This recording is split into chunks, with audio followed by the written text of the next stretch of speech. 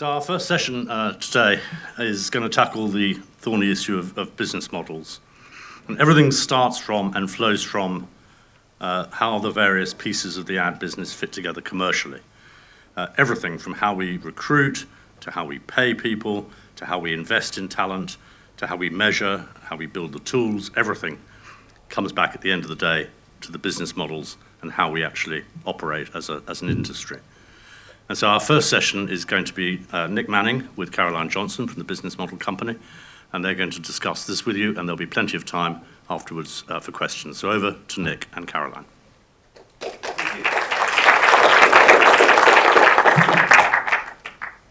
Whose idea was this? Right, so now we're going to get down to business quite literally. And we're all here today because advertising has, as Karen put it, lost its swagger. In her opening video, she talked about the fact that we need to get our swagger back.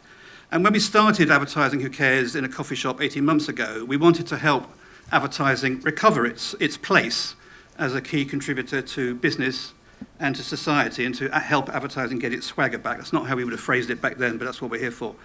But so today we're going to focus on solutions, but we have to be crystal clear on the context in which we find ourselves and the kind of things we're trying to find a solution to. We have to figure out how to manage the turmoil of geopolitical factors, the public's use of AI, how AI affects the advertising industry, and the many other pressures that we're all under. So we start with the foundations and the fundamentals, the business models that underpin it all. We're going to talk about the building blocks of great advertising today, but first we're going to look at the world we live in and what really underpins the business that we're in. And the business models of advertising do lie at the start and the heart of everything. Money really does make the world go around, especially these days where wealth and power seem to be in the ascendancy. So we need to look at where the big money gets made, who makes it, and how they make it in the advertising world. Then we'll look at how it affects everyone, including the advertising industry and its own business models. And remember the golden rule. Whoever has the gold makes the rules, and that's never been truer. And sometimes they decorate their office with it too. So let's start with some basic facts. Advertising now represents the vast majority of the revenue and profit of the world's largest corporations. That's never happened before. In former times, the biggest companies in the world were big advertising spenders. Now they're the big advertising takers. In fact, the most popular media channels on earth today only exist because of advertising. And they are now an unimaginable source of corporate and personal wealth for a relatively small group of people. The big platforms and software companies control how billions of people worldwide experience advertising every day, many times a day. We now live online in our pockets. Most people's experience, therefore, of advertising is what they see and hear online all day and every day, and not just in prime time. So the true economic power in advertising lies with the platform owners and software companies, their stock and bond holders, the fund managers, the financiers, the accountants, lawyers, and advertisers who cluster around those companies. And according to Walk, and they should know, 5 companies, obviously Alphabet, Meta, Amazon, Alibaba, and ByteDance, now take 50% of all global ad revenue, and crucially, and this is the scariest bit of the lot, 70% of all incremental ad revenue. The growth is 70% of all growth. They control the advertising on their platforms, how much there is, where and who sees it and where, which bids win the auction, and which ads get amplified by the algorithm. Decisions about advertising have been made by software engineers who don't know necessarily very much about advertising, but who are told, let's just get the money in, let's see what revenue can we drive, and come in it does. The advertising revenue for Alphabet, Meta, and Amazon is growing at 15 to 20% a year. TikTok is growing at 25% a year. Alphabet's market cap grew by $230 billion the day after the DOJ absolved it of an ad monopoly. Not grew to $230 billion, by that number. And that growth is 4 times the combined worth of the big 6 advertising holding companies. In fact, Alphabet is worth $3 trillion, the same as Apple, and 4 times the value of the entire ad tech industry minus Google. But that's just the beginning. Google, Meta, Adobe, Salesforce, Microsoft, and others are locked in an arms race to monetize AI and they're developing agents to plan, buy, and analyze advertising, not just generate advertising revenue. They are responsible for a lot of the sales side, but they also want to manage the demand side. Amazon obviously dominates the retail media world and is building its strength in gaming, audio, third-party offsite properties, and so on and so forth. So what are the downstream effects of this massive consolidation of power in the business? With 50% of ad spend going to 5 companies, they are all primarily funded by one-to-one advertising. This is personal advertising, one-to-one advertising, not collective advertising. And we've seen brands and businesses achieving great success without agencies and without traditional brand-building media through these means. A lot of that 50% is not made or controlled by the established advertising industry. The creator and influencer sector in particular is proving to be very successful, powered by Instagram and TikTok in particular. So the most important aspect of all this is that we are now talking to people one by one. So advertisers, small, medium, large, and extra large, are fishing with a rod, not a net. And you can call me old-fashioned, but does anyone here think that if I came round to all of you individually and delivered my speech to you personally, that would be better than addressing you in an auditorium like this? Don't answer that question, by the way. We're trying to interrupt people while they're scrolling, searching, skipping, switching, streaming, and shopping, and we're hoping for a sliver of attention in amongst all that. And of course, most of it now is automated and barely touched by the human hand, let alone the human mind.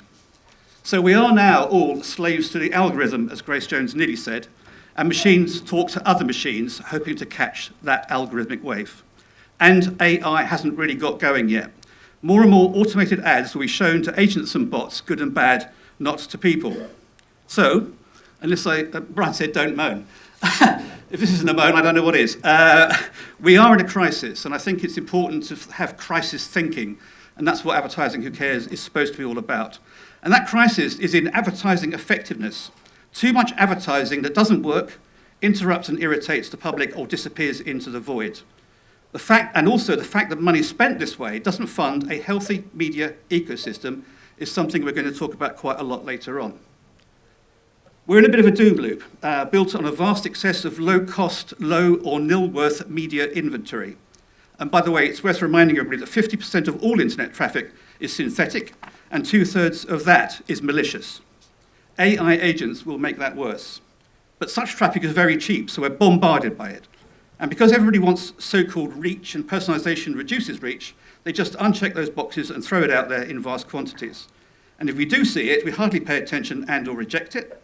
Much is lost to invalid traffic, audience overlap, poor viewability, low attention, and irrelevance.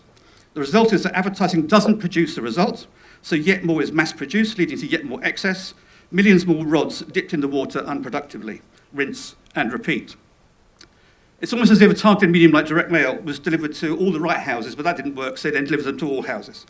That's the equivalent of what's happening, and it's happening because there is an infinite amount of low-cost inventory, and no one really knows what's working and why, because the measurement tools we have can't keep pace with the volume of advertising. So this is what people see. They get this kind of sensory overload as if they're walking down a Tokyo street at night. But of course now they also find themselves in the middle of a souk with competing offers all the time around them saying, buy this, buy that. You may not be doing this, but you are in amongst the 50% which does do this, and you are seen alongside the slop, as it were. So this is what the public sees. Some of you will know some of this from my LinkedIn postings, which are designed to amuse and entertain, but actually they contain some very serious points. So when I was in Lyon the other day, I saw this ad here for une femme facile et locale. I don't know how local she was, but she appears to have, she's been seen all over France. We see different things. We see ads on a Fulham website for Arsenal shirts and bras. We see agricultural machinery or machinery, which of course nothing to do with this is just me. And then other things like AI is changing FP&A. Good, okay. And then it says spray WD-40 up your faucets at night. Haven't tried that. But it's not just a long tail. It's not just mum and pop people doing this. Whether it's Breguet, the watchmakers, throwing away 250 years of brand building with an ad that looks like it's shot on a smartphone, whether it's Hyundai just saying iconic 5N, iconic 5N, iconic 5M, and BMW X3 saying nothing at all. So let's talk, actually, before we go into that, I'm just going to, sorry.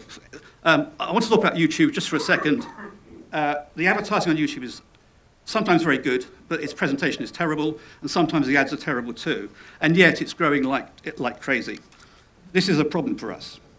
So how much of the £1 trillion of global advertising spend is wasted on synthetic audiences, poor viewability, irrelevant targeting, bad creative? A lot, I would guess. And what about the cost of audience targeting and the much fabled personalization we've promised? The ad tech business is supposedly worth $800 billion, nearly 80% of advertising spend, but it doesn't appear to be doing its job, and advertisers are paying for that. You will have your own feeds, you will have your own views on this, but I'd be surprised if my experiences were very different to yours. Bizarrely, I think, advertisers think that consumers see something that's highly personalised, whereas they don't. And by the way, I do apologise to those of you out there who do offer high-quality ad environments. There's plenty of you here, and you attract good ads in well-curated environments, and thank God you do. But you are the 50% now, and the public see more of this stuff every day than they do of yours. So let's talk about that. Andrew Tyndall did a piece in the Trums the other day, very good piece. He said, we've never spent more on advertising, and it's never done less for us. We do have a crisis in effectiveness. We do need more distinctive and relevant messaging, but we also need to show it to the right people in the right way. We can't just make ads and then waste a lot of the £1 trillion on ineffective advertising through the media and ineffective ad tech costs. Sometimes people say, oh, you mean put it all back in advertising, and you kind of go, no, we don't mean that. We all know that that is not what we're proposing here. We think there are ways of doing one-to-one media very well, but it's not being done at the moment. Something that Alessandro and his team will be talking about shortly. So what's the answer, you ask? The answer is, I think, that advertisers have to regain control with the help of their agencies. The advertisers are the people who can and should adopt or re-adopt the principles of good advertising. Why wouldn't they? We're talking about the people who have the most to gain, the world's advertisers. They have the motive, the means, and the methods to resist the slide towards ineffectiveness and waste. They have the ability and even duty to make brands grow, deploy creativity throughout their internal and external operations, as we'll see from Caroline Mickendilla later on. In fact, they should adopt the full program, 9-point program, that we're showing you today. The question is how they do that, and we've been wrestling with this now for 8 months in the business models work stream. We've looked at the business models for the industry, we looked at organisation, operations, finance, and crucially, culture.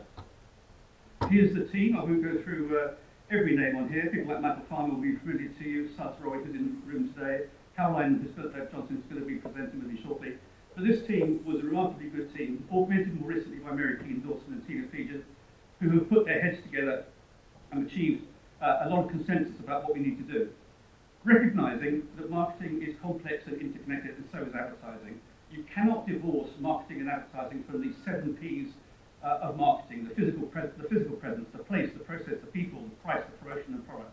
It's all one thing, and needs to be, all of them influence each other, and advertising in particular influences all of the others.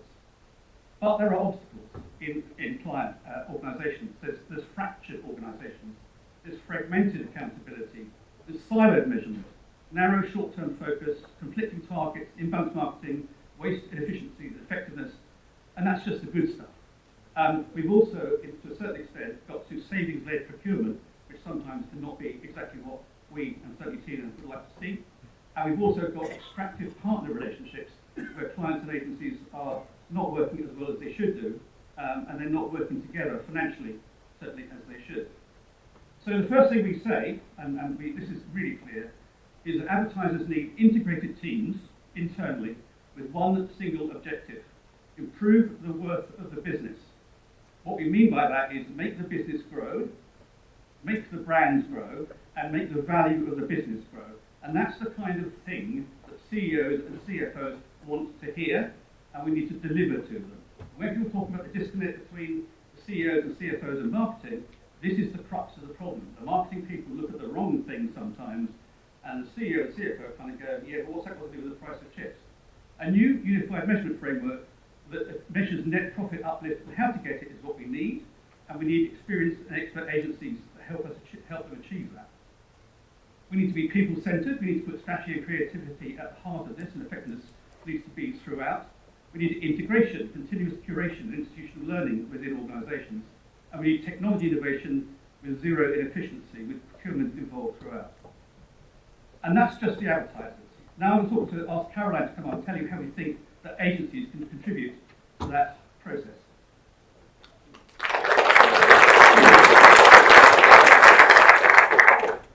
Good morning, everyone.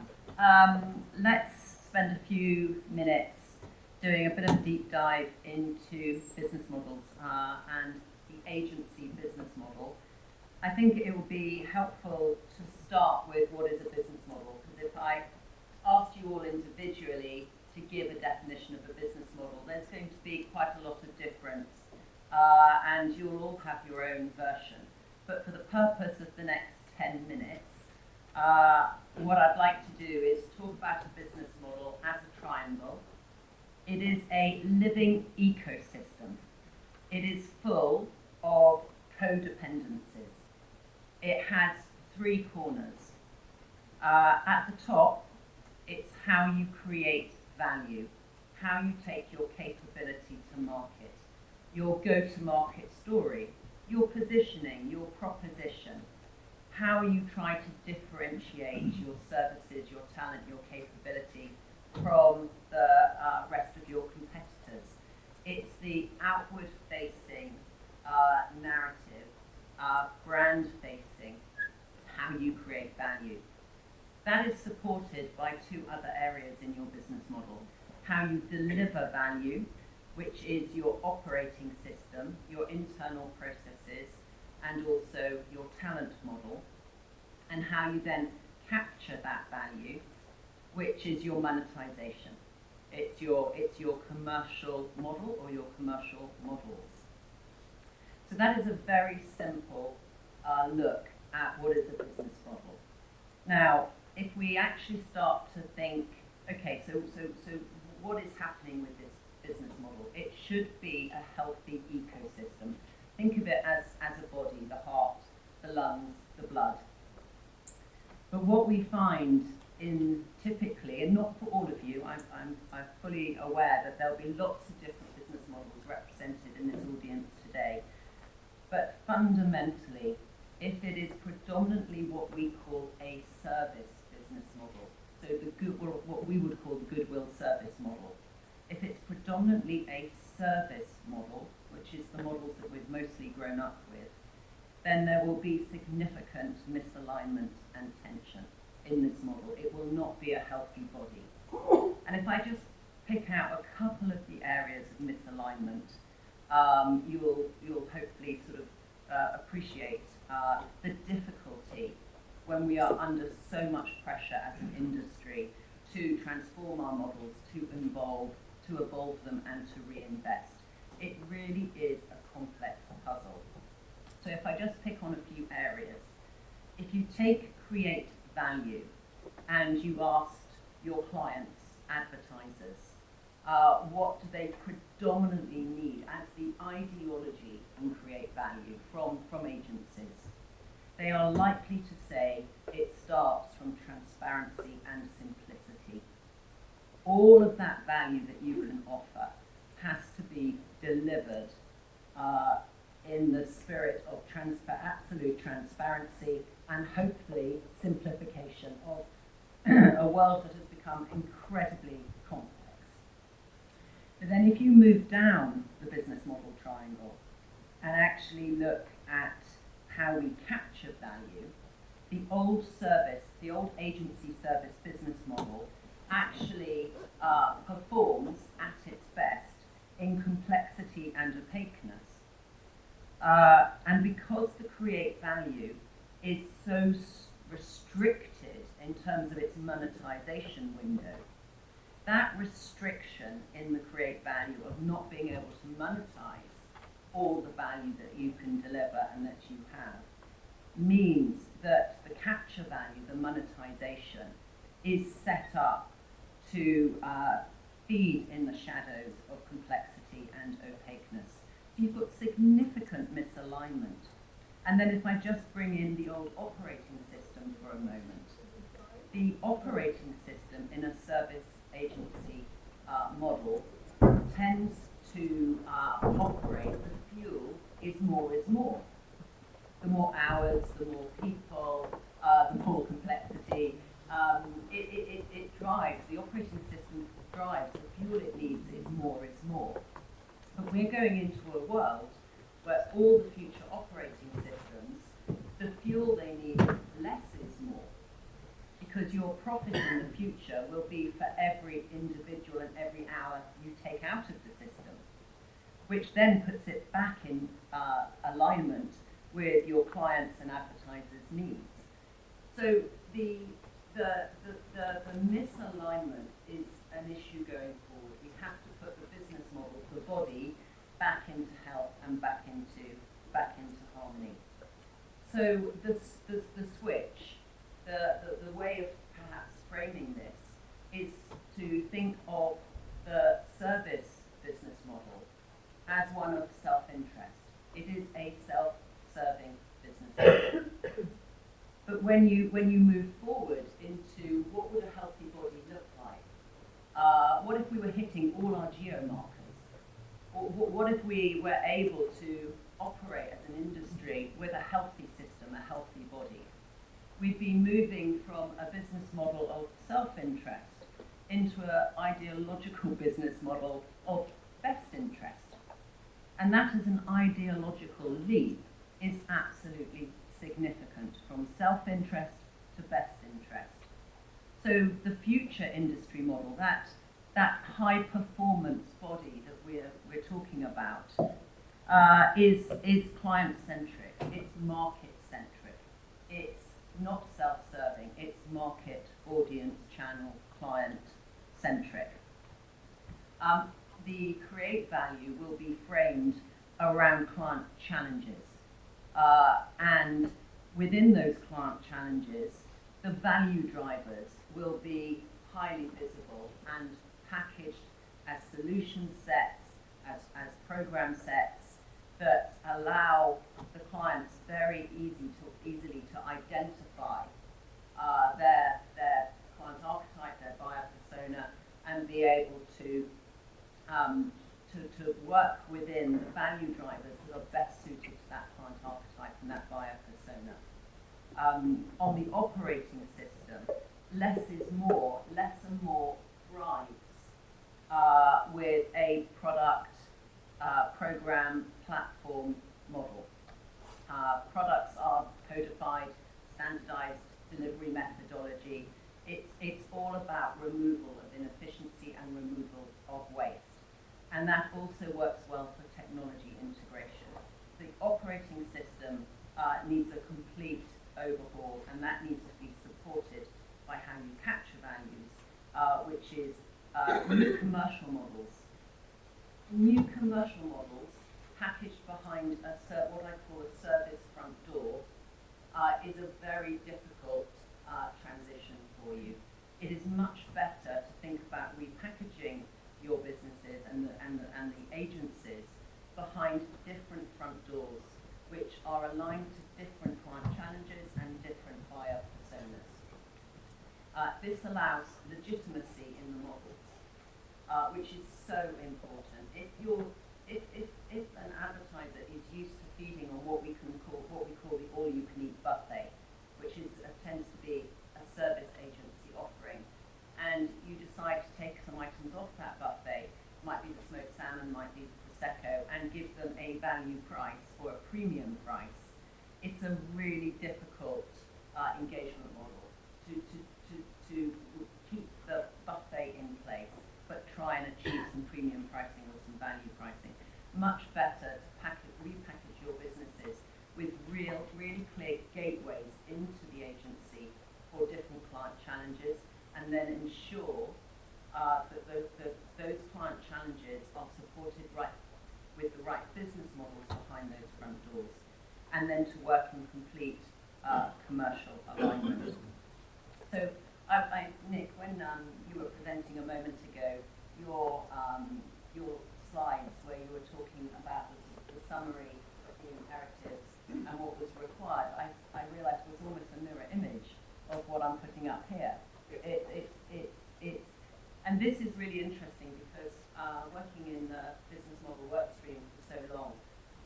really diverse team of leaders and specialists from many different areas, and the ability to align on what the imperatives were was actually pretty easy. There was significant alignment across those nine individuals on what are the imperatives. So this bit is not the difficult bit.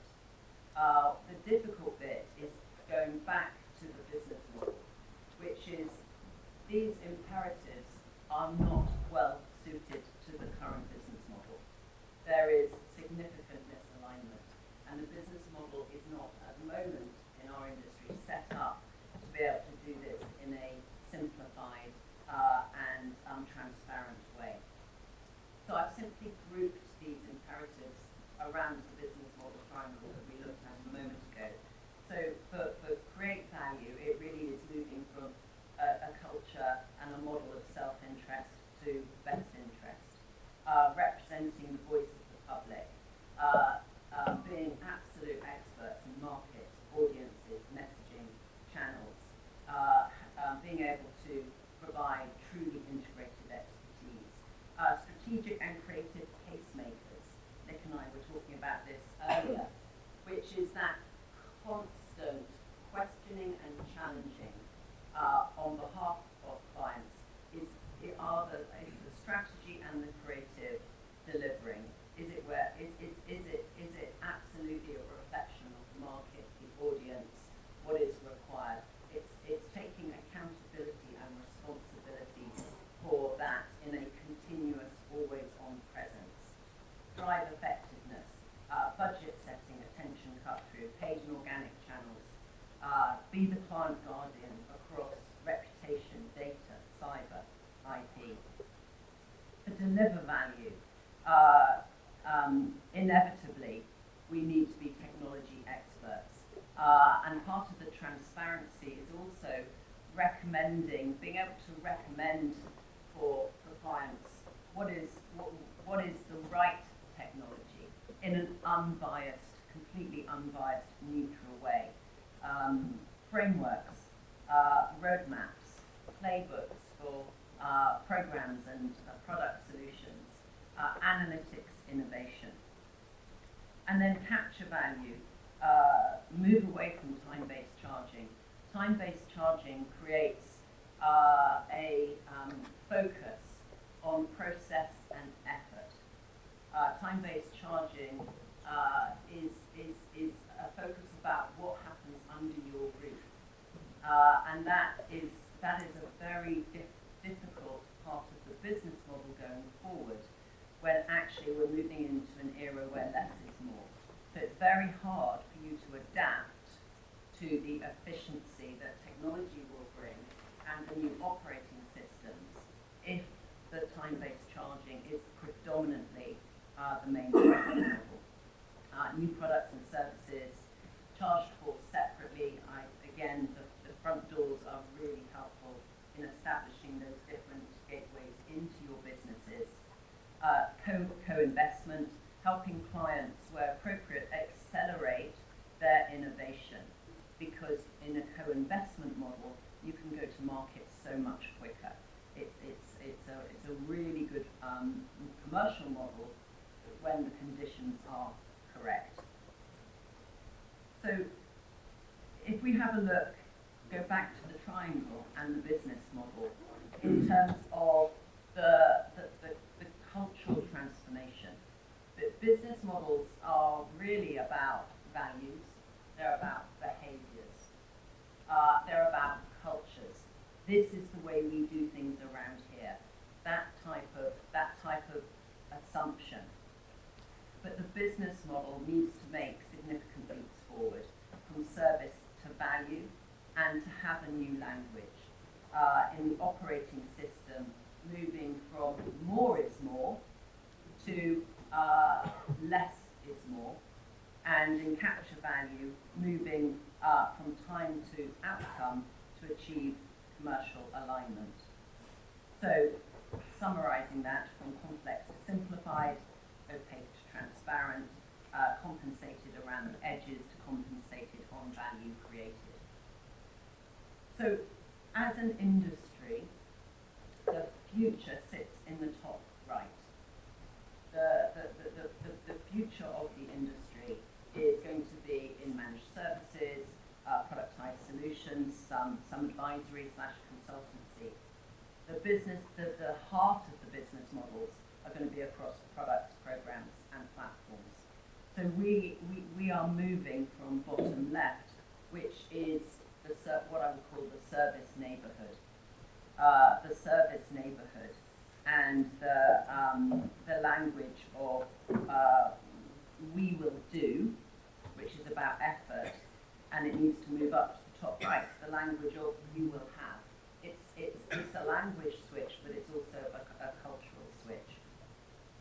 What we can see in the industry at the moment, I'd be really interested if any of you have spotted this, is the investment we are all making and need to make is very much sitting predominantly in the top right.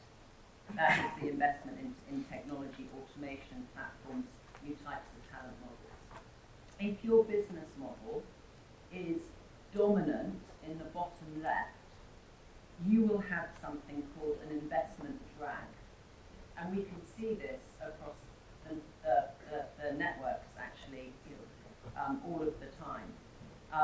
The investment is made in the top right, but the predominant business model sits bottom left. That investment is dragged back to a service culture, service language, process and effort. And what that means is we're really struggling to know how to monetize some of the investments that we're making in the future. So this is as much about a neighborhood shift, a changing game, as it is some of the sort of more expected business model actions that you would take. It's about shifting neighborhood, shifting language, and moving from effort in the bottom up to value in the top right.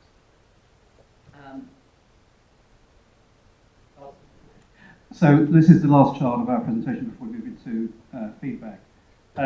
What we've been talking about is changing business models both for advertisers and agencies. By the way, there are others, there are media owners saying ad tech things and so on. But these we think that the team thought that these were the fundamental ones that needed to be tackled the most.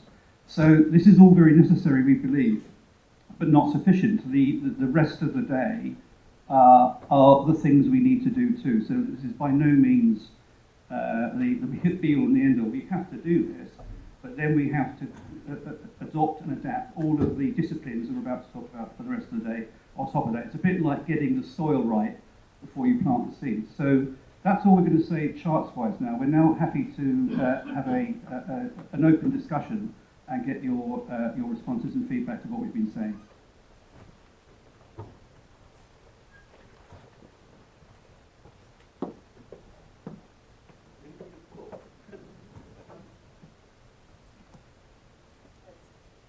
Right, so when we put this agenda together, we really wanted to build space in for Q&A. You've got so many events and there's not enough time for people to express a point of view or to question what's been said and participate and discuss as really what we're all about. So we built that in all the way through. So can we ask, first of all, Mr. Caroline's presentation? I thought it was just outstandingly good. So thank you very much indeed for that. We have roving mics around the place, so let us know if you have any questions or any points you wish to make, and could you just say who you are and where you're from? We've got a lot.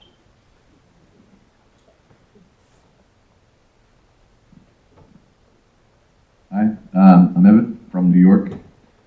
Just wondering, the CFOs, the advertisers, they're trying to make money.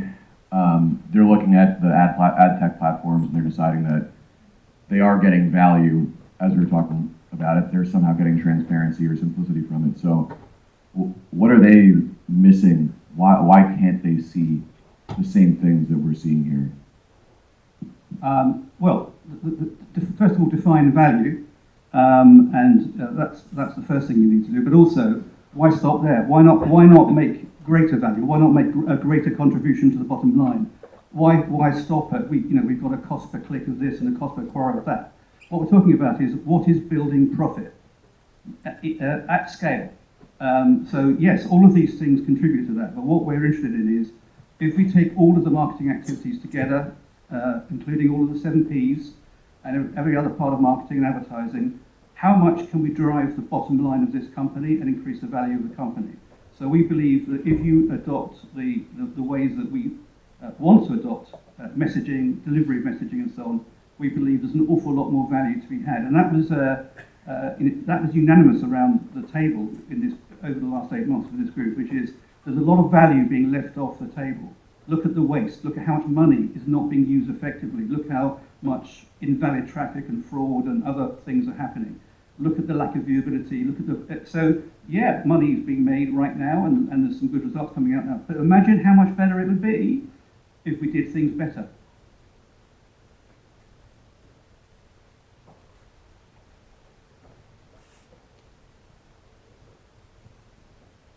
Hi, yeah, great presentation. I'm Jake from Conscious Advertising Network. I've got 2, I guess, short questions. One is, you talked a lot about transparency.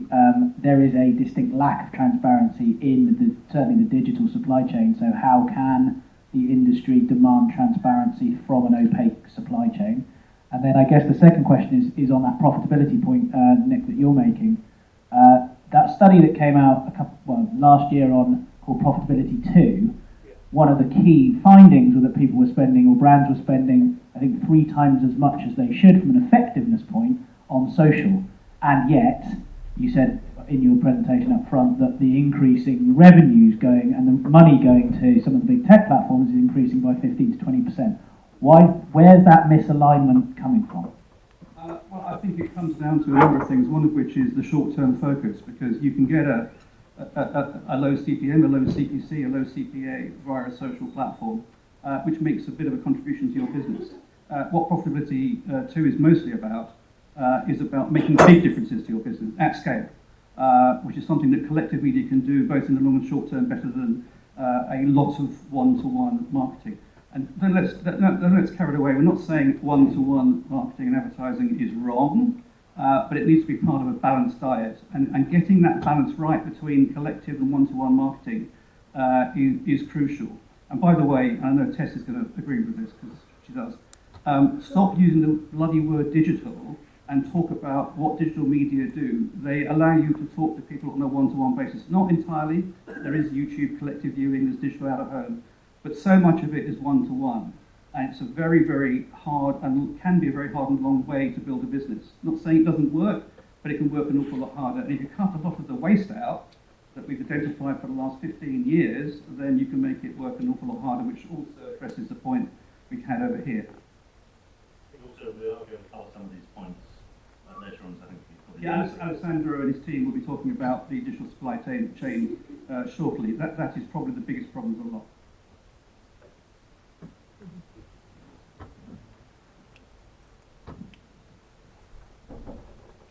Hi there, Stephen from the Advertising Association.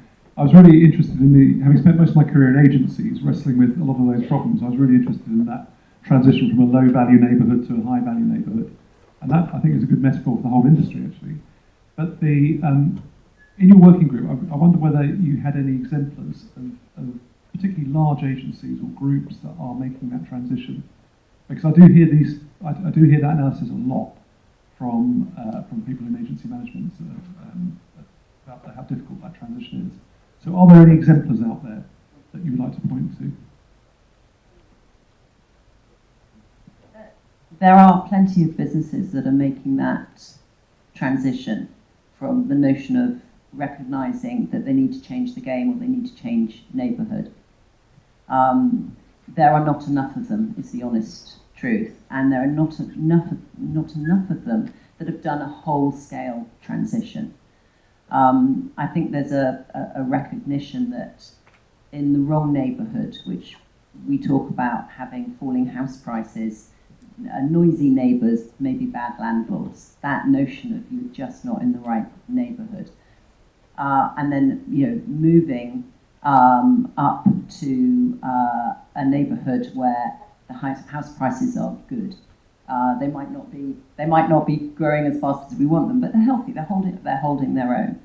For me, the most important thing about this is authenticity. If you approach business model change in a completely authentic way, and what I mean by that is it's not just changing the story. It's not just making claims in the proposition or on the website. You are actually aligning the operating system and the commercial models. Then the chance of you being successful and thriving in a better neighbourhood is substantially increased. At the moment, I see too many attempts to productize services and not create real products. Productized services still happen under your roof. It's still the language of we will do. They've just got a slightly higher price tag. And that makes them less attractive to advertisers as well.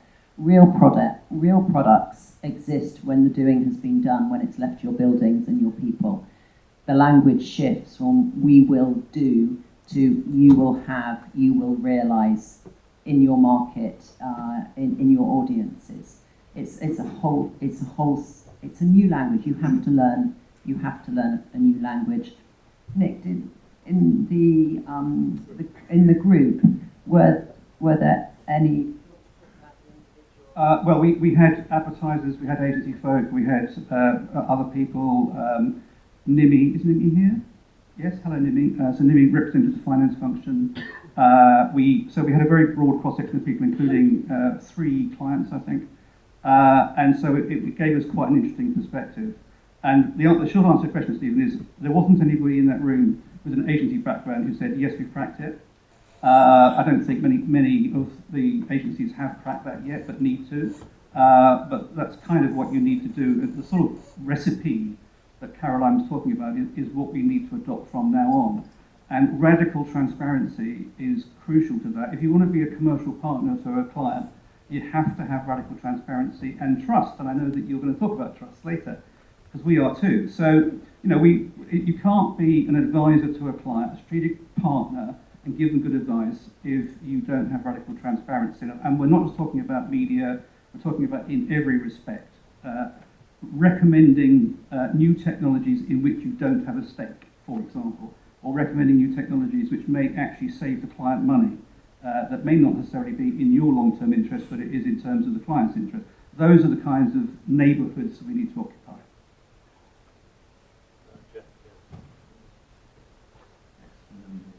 Hi, Jeff from Sky.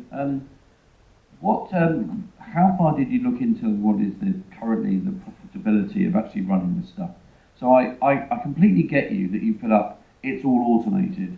But I have to tell you, Dick, considering that it's very automated, we have armies of people making sure the digital doesn't work. Okay,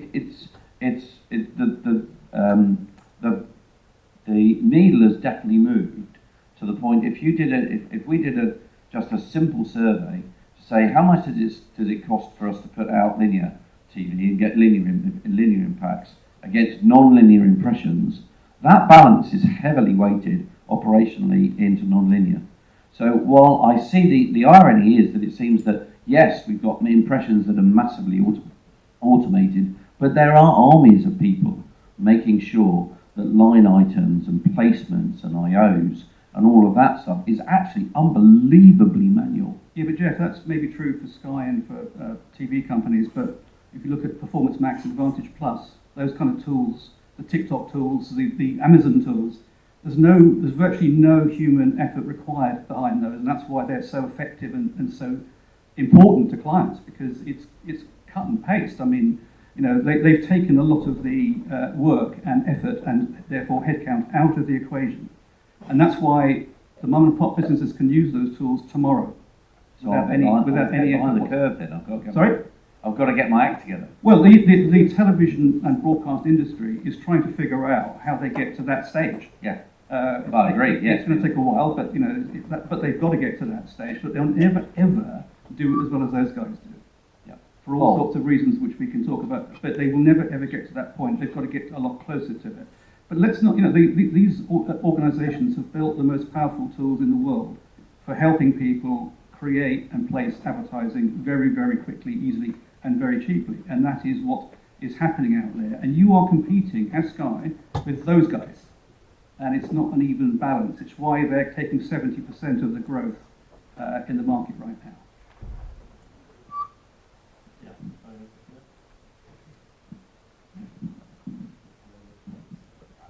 Steve Taylor, Media Hub. The sort of model that was presented about, I don't know, 5, 6, 7 years ago, 17, 18, I was deeply involved in the setup of an agency called Hearts and Science, and that looks pretty much like the blueprint for it. And we still try and do quite a lot of it at Media Hub today. And pitch after pitch after pitch, what will happen is that someone from procurement will come back and say, this is great.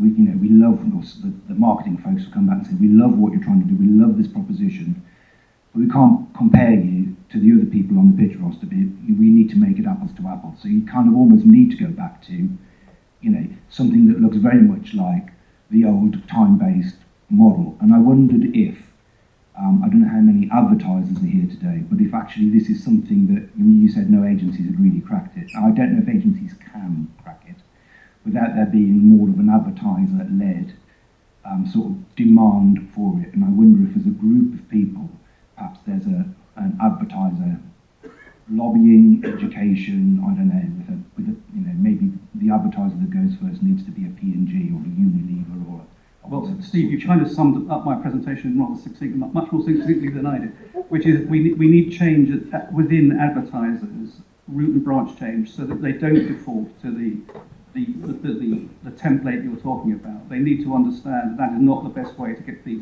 most out of agencies. So I think we would love to see more advertisers approaching things differently and not the way that you're talking about. There's quite an interesting way of looking at this, which is in our industry when acquisitions are made, some of those acquisitions will be in authentic, different business models. And I see this a lot. You might buy a data business, an analytics business, a tech business. Because those acquisitions are legitimate in their founding business model, they are playing in a different game. They're more likely to be top right. And they come into our industry as acquisitions and they find it really hard to understand why predominantly we try to be here but we're dragged back because they are legitimate in playing in a different game, in a different business model. That doesn't happen to them. And your clients, advertisers, will buy legitimate consulting, product, program, tech, platform, license businesses all the time. They don't ask those businesses to supply hours or rates or to benchmark because they know it doesn't exist. They can't do it. So I think an awful lot of the success of that transition and not being dragged back has to come from being authentic. And if you keep the lights on the all-you-can-eat buffet and it's in situ whilst you're trying to develop into the new models, then you are inevitably going to be pulled back. Sorry, just to support that point, look at what Epsilon has done for Publicis, for example. Any more? Have we got time for one more? I think if there's any more, or we have this. Yeah, here. Hi, I'm Lorna, currently at Publicis Media, but previously at WPP for 10 years. I think we've talked a lot about value and products.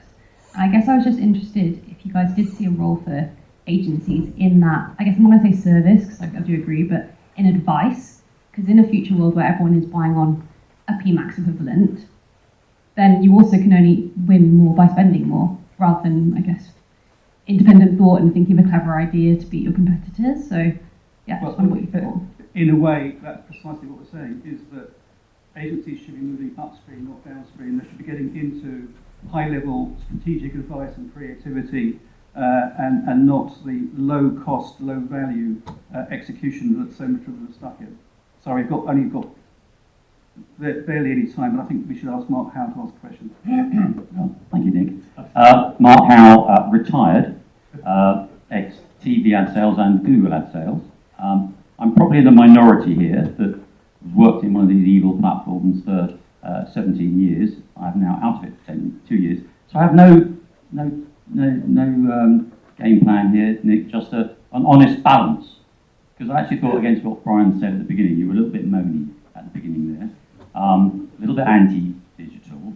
And in all honesty, the volume of investment that's gone into the platforms is because, largely speaking, there are some wrong ones out there for sure, there is some clutter, but they're very effective. The majority of Google's Alphabet's revenue comes from Google Search. And Google Search has been proven to be an incredibly effective advertised medium, not just for the ISBAR top 600 clients, but for millions of clients around the world and in the UK alone. And I think you give actually the advertising business a bit of a disservice by knocking the whole online ad industry, because we have grown SME businesses phenomenally. We have expanded the universe for advertisers, and even Kelly at ITV is now chasing, has been for the last couple of years, chasing down those long tail of advertisers as a real opportunity for broadcasters. And I really think they are a real broadcast opportunity. But I think when you talk about wanting advertisers to use their agencies to take control and use their agencies, I wonder what advertisers you're talking about, what scale of advertisers, and what agencies you're talking about. Because at Google, I worked in the UK and across Europe with thousands, tens of thousands of what we called agencies, not just the 100 I worked with when I was working in TV. And we work with millions of advertisers, not just the ISBAR client book. So I think you need to expand your vocabulary a little bit, Nick, and be a little bit more balanced about what the digital platforms have actually given to the industry, not just what it's taking away from it. I don't know how much time we've got. 1 minute. I'm here all day. You're here all day, absolutely, so am I. It could be a long day, couldn't it, Mark? I think you misinterpreted what I said. I wasn't knocking the platforms, I was describing the market that we're in and how it works and where the money goes and who gets it and so on. And everything you've said, we know. I'm sorry, but there's nothing new in anything you've just said. We know all of that. What we also know, though, is that advertising effectiveness in totality is declining, and that has been proven time and time again, and there's lots of data to prove that, and Andrew Tyndall talked about it the other day. And one of the reasons for that is because advertising in the way that it's developed is inherently less effective, especially in terms of the amount of money that falls between the cracks.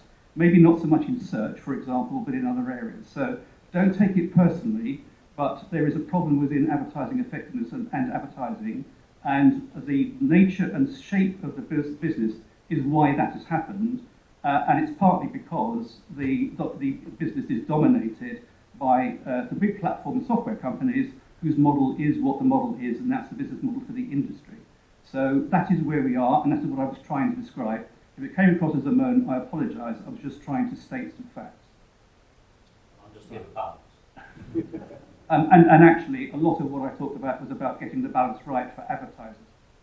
And actually, also, we are going to see some stuff this afternoon, I think it is, or maybe it's just before lunch, where on the measurement side, where they did go out and talk to some SMEs and ask their opinions about the way in which they measure effect. So we'll hear a bit more about that.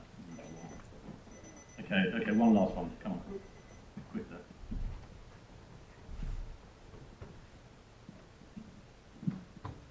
You've talked about agencies as a whole, without particularly talking about how different kinds of agencies are faring. And I genuinely don't know the extent to which, for example, media agencies are doing better than creative agencies or, strategic consultancies or whatever. Is there something to be argued that maybe the structure that we media agencies and creative agencies and production houses and so on. It's just wrong. And, you know, I couldn't have said this a year ago when I worked at a creative agency, but could you maybe argue that we should just abolish creative agencies?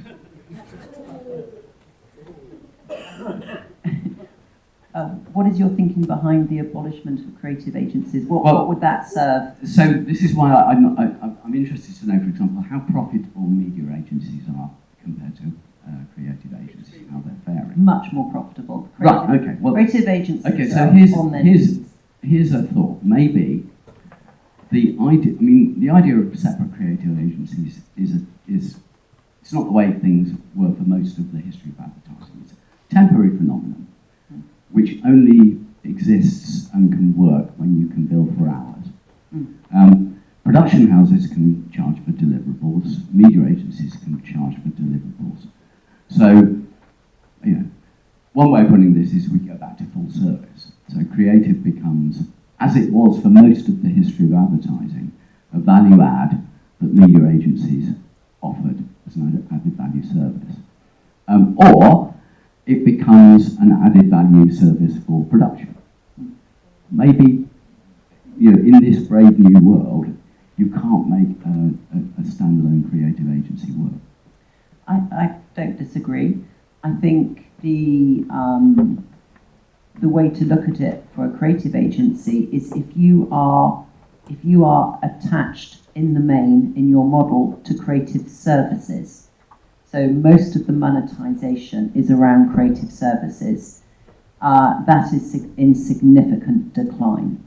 And what tends to happen in a creative agency is that strategy, consultancy, the higher value capabilities tend to be in service to the monetization of creative services. So we haven't really packaged them up correctly or monetized them properly. They need separation. It needs to be decoupled. Yeah, I mean, you could argue, take all the strategic stuff and move it to either management consultancies or media agencies.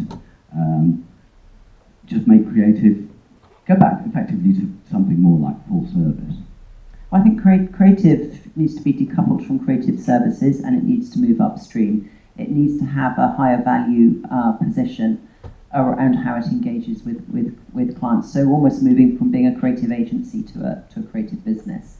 And I've seen lots of businesses do that successfully. The media agencies are in a stronger position to capitalise on the future industry. There's no question. There's your ability to adapt operating systems and adapt to tech and automation. It's a more natural transitional sort of roadmap for you. Also your ability to monetize. You're commercially more healthy. Again, that makes a big difference in your attitude to risk and investment and change. So I think that there is an opportunity for the creative agencies, but they have to have they have to change neighbourhood is what I'm saying. They have to play in a different game. I mean, I think it's potentially a bit more radical than that. By the way, you could also move creative downstream in a way. So I'm maybe speaking out of turn, but one of the things that strikes me that's interesting about Uncommon is that they call themselves Uncommon Studio. And so they're a place that makes things. That's at least the way they're pitched it. Quite a lot about that actually this afternoon. Caroline Marshall and Dilla Zakbar and Mick Mahoney's session, which I think you'll find extremely interesting. Sorry, Len. Thank you very much indeed to Caroline.